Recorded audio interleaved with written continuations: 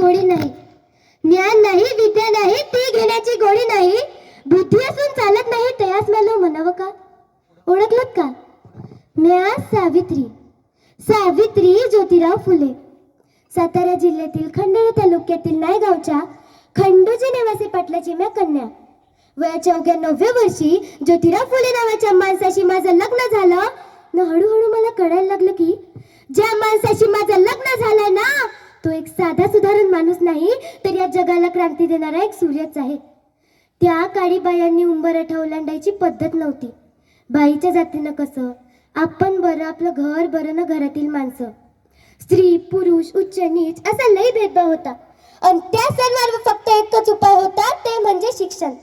शिक्षणाचा ध्यास एकच खूण ज्योतिरावांच्या मनात होतं.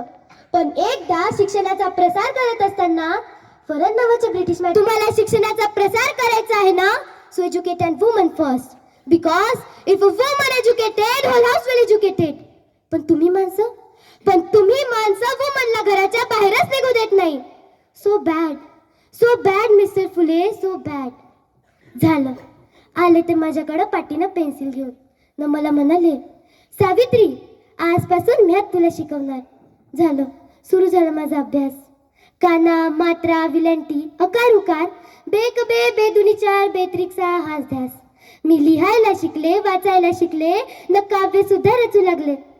नि इतक्यातच 1 जानेवारी, होय शनिवारी 1 जानेवारी 1848 रोजी पुण्यातील भिडेवाड्यात आम्ही मुलींची पहिली शाळा सुरू केली व मी पहिली मुख्याध्यापिका आणि शिक्षिका सुद्धा. शेळपटासारखे जगलात तर काम तमाम होईल, शेळपटासारखे जगलात तर काम तमाम होईल, पण जर वाघासारखे जगलात तर नाव होईल. पण धर्माचं मात्र, पण समाजाचं मात्र धर्म बुडाला अशी कोल्हेकुडू सुरू होती.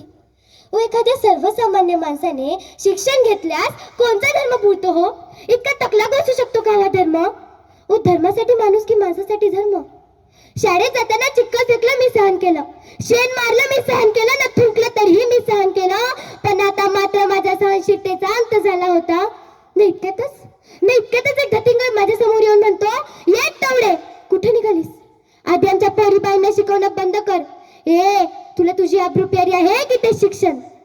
कदाचित त्याला माहित नसावं की आम्ही सुद्धा ज्योतिरावांच्या पत्नी आहोत. अशी घेतली धन्न करत त्याच्या कानाखाली वाजवली न सुनावलं. आज आलास तर थोबाड फुटलंय, जर पुन्हा आलास ना तर तुझ्या रक्ताने ही धरती रंगल.